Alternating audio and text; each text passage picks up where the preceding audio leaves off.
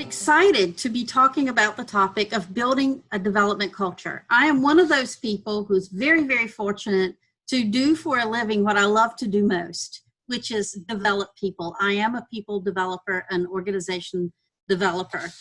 So we're going to start out big picture and thinking about talent management. So when I'm saying talent management in this context, I'm not talking about models and actresses. I'm talking about your company's commitment to hire and manage and develop and retain the most talented, most superior employees available on the job market. And we all know that this is not always easy to do. So how do we attract the right talent? And how do we keep the right talent? That's part and a huge part of talent management. It's a structured approach, and it's designed to meet the needs of the company and the needs of the individuals within the company. It's a fundamental part of that workforce planning process that we talked about, and it's absolutely key to organizational effectiveness and the health of your organization.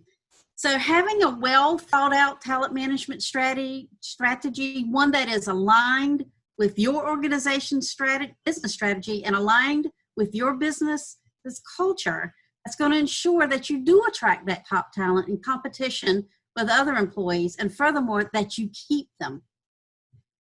So let's look at a talent management framework. And if we look at workforce staffing, here we're talking about attracting and selecting and hiring the best employees who are aligned and have the competencies that you need. And then once you have them, you need to develop them. So it's developing our employees, looking out for their careers and helping them grow in their careers, developing leaders to be better leaders, and evaluating your programs along the way. Planning your workforce is the next step.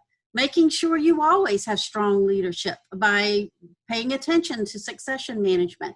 Looking at performance and how employees are currently performing and how you can help them perform even better in the future.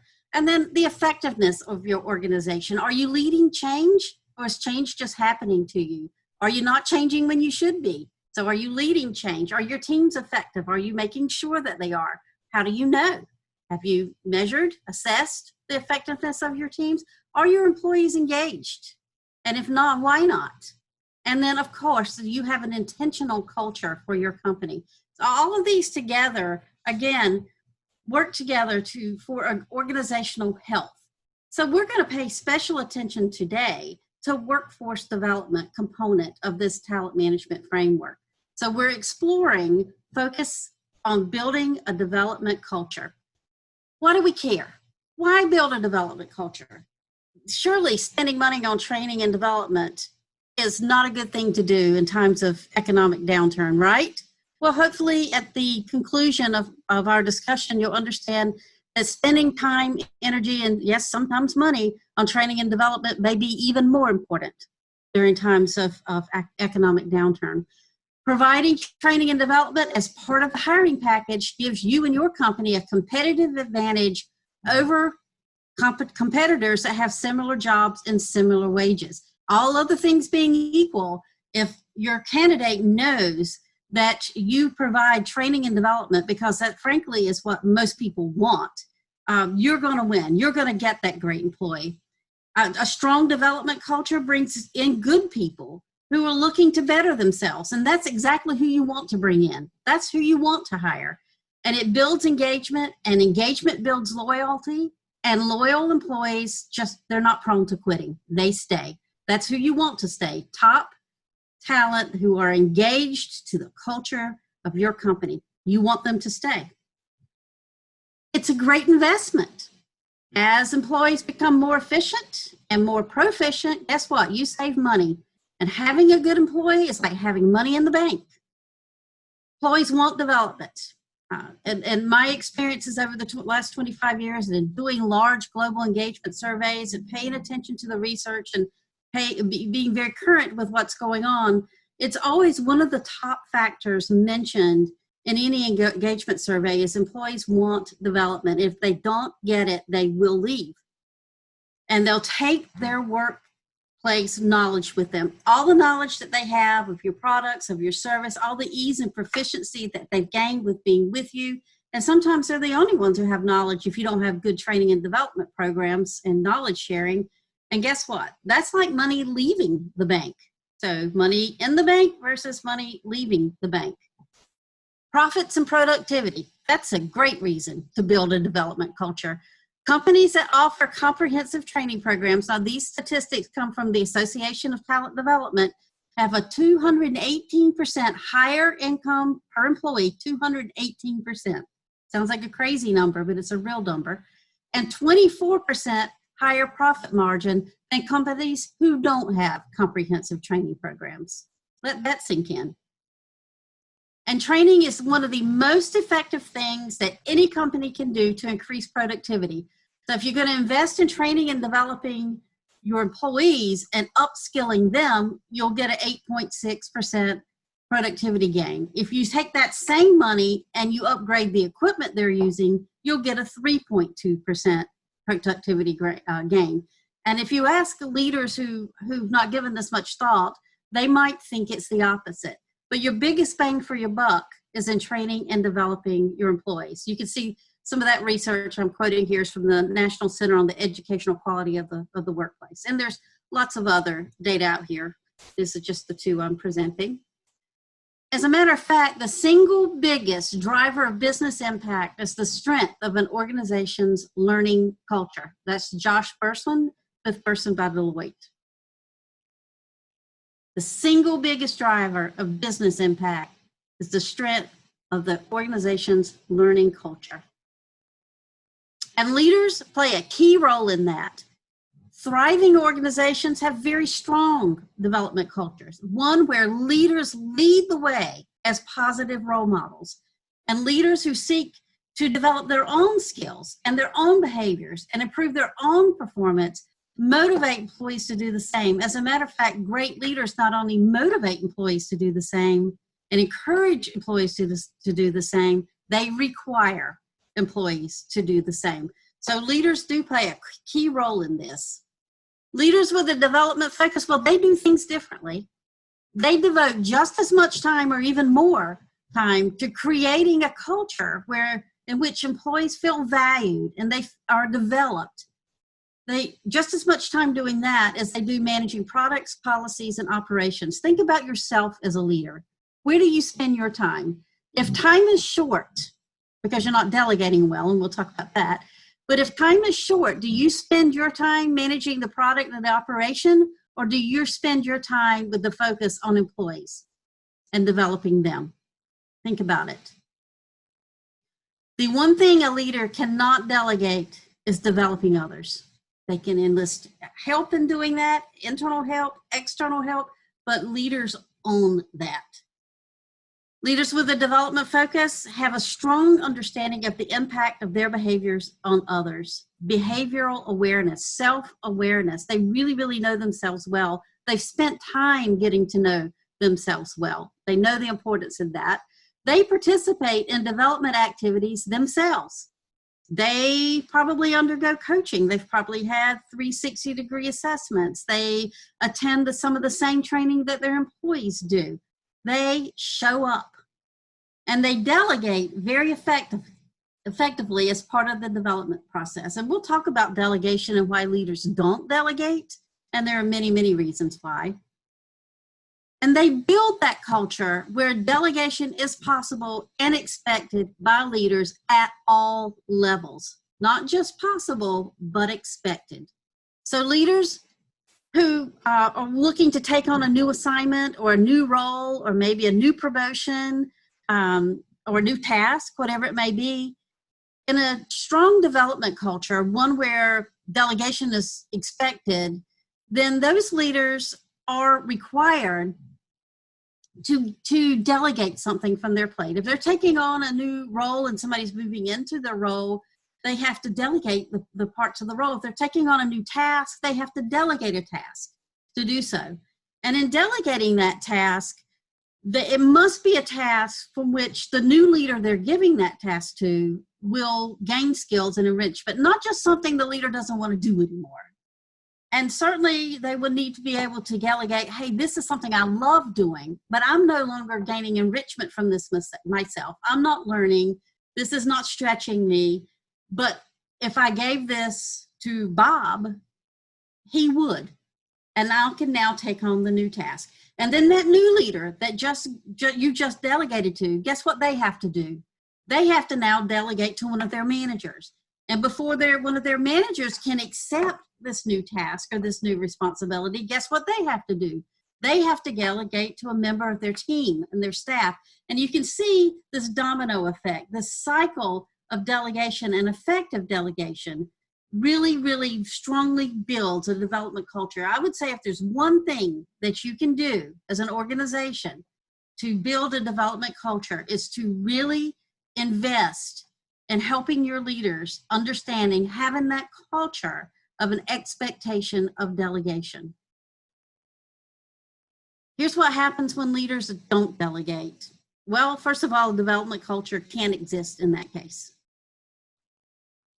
Time for skill and strategy building is diminished. Guess why? People continue to do what they've always done just because they've always done it. And so they're not building any skill. They're furiously performing all these tasks. If in a development culture, what you find as you're requiring delegation is that tasks, if they're not adding value, guess what? They fall out. I'm not going to delegate this because it doesn't need to be done anymore. I'm going to delegate something else. And it really cleans out that task list. So 5 years down the road, you don't have people who are still running Excel spreadsheets that don't need to be run anymore and spending tremendous amounts of time on unimportant tasks, which leaves very little time for strategy and building skill. Guess what? Leaders get held back because they're trying to do it all. They're trying to do anything and everything. They don't delegate because they feel like they can't. They don't delegate because they feel like the members of their team have too much to do already. They don't delegate because they don't want to be seen as not wanting to do something. There's a list of reasons they don't delegate, but there's a longer list of why they should. So helping them with the awareness of why they should and must delegate. They can't take on anything developmental, and they are held back in their careers because they can't take on anything else. They have no time for building their own skills, and they're held back. Employees are also held back. They're held back because they're too busy doing all those routine tasks that we talked about to take on anything new, anything developmental, and so they're held back. What happens when employees are held back from career growth? They leave. They take the institutional knowledge with them, and they're probably really good talent. Guess who stays? Probably the ones that should leave. That's who stays. And who leaves to go to your competitor is the ones that you want to keep. That process improvement we talked about, when you have a true culture of delegation, which is a big part of that culture of development, the task, the processes, the systems are improved along the way on an accelerated pace because delegation forces that. And then productivity and profitability both suffer. If you're not upskilling your employees, then your profitability is going to suffer.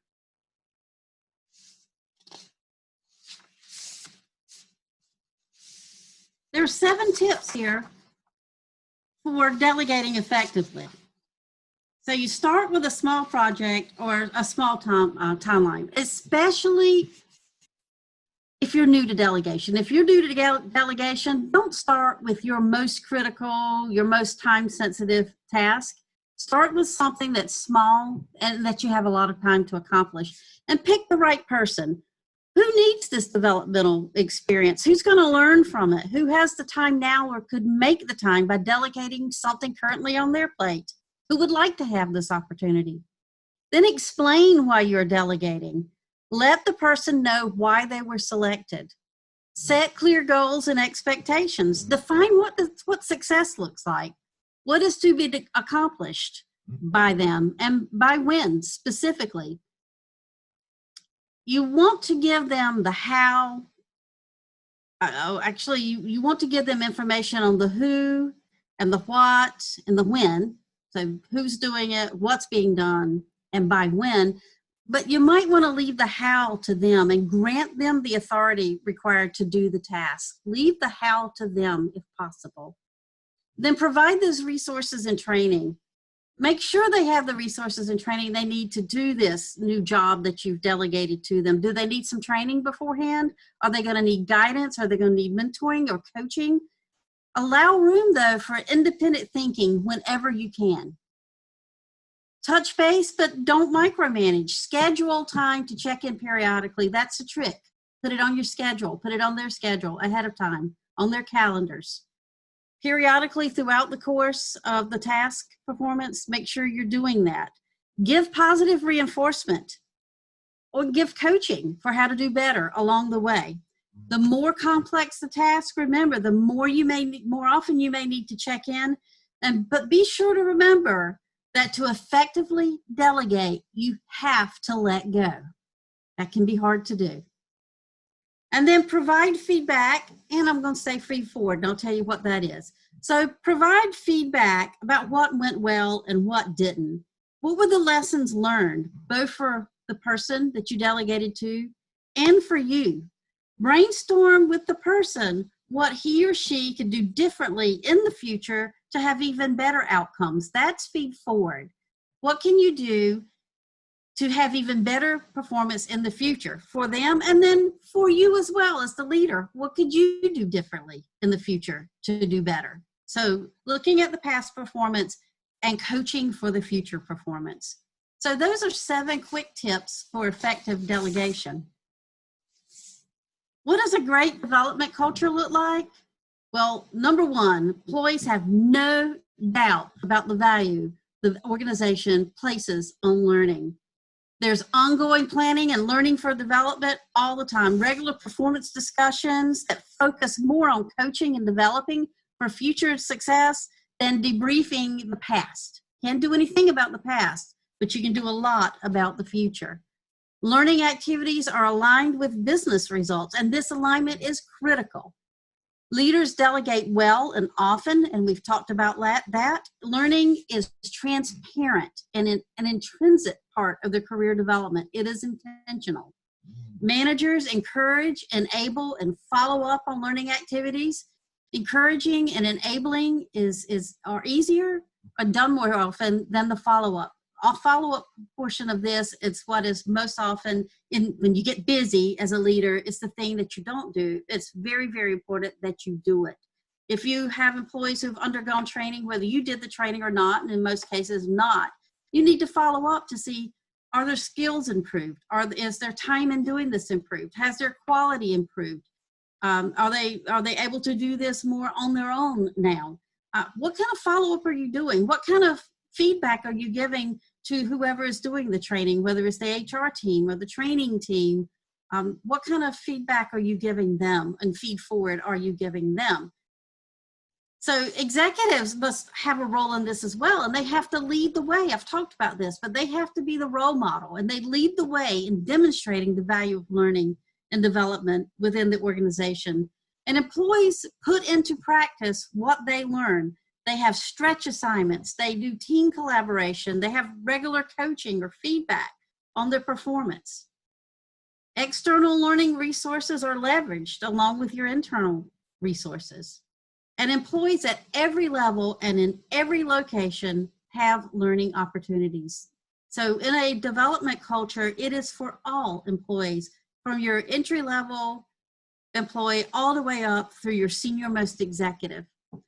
I always say with senior leaders, if you think you're through learning, then you are. And that's not a good thing. Then you stagnate, the world changes around you, and you are not changing. So what happens with that?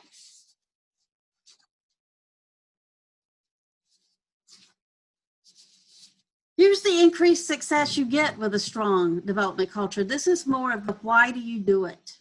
Increased success for the company, for employees, for all. Continuing growth and skills development when you have the strong development culture. There's decreased risk of burnout. There's also decreased risk of rust out. So burnout is when so busy doing everything that just no time, working way too many hours, not having that balance of family and self and work. That is burnout, too busy doing it all. Rust out is when employees or leaders are bored with the daily tasks, when they're not challenged by their work at all, and they're bored and they leave because of that. Another key way that that companies with strong development cultures are more successful are that engaged and energized workforce. From personal experience, I can, and as a global training and development executive, I can tell you that routinely, again, one of the top engagers of employees is development that results in their career growth. That's what employees want. And then you get that increased employee retention that we talked about, that process improvement that we talked about, innovation. We haven't talked about that, but way more innovation when you have a development culture within your organization. More creativity, more diverse ideas equals more innovation. So with this increased productivity, you attain goals. And at the beginning of every year, companies set probably stretch goals, and leaders and teams have goals, and you sit there with these goals that you have at the beginning of the year and you think, how in the world am I going to do this? And I can tell you as a leader, how you're not going to do it is alone, and how you are going to do it is with your teams. And you do that by building that development culture, and build that development culture by starting with learning how to delegate effectively. All of that leads to bottom line results. Companies are in business, at least for-profit companies are in business to make money. So the bottom line results absolutely matter. So overall, a strong development culture drives organizational health. It increases collaboration, innovation, performance, customer satisfaction, and again, those bottom line results.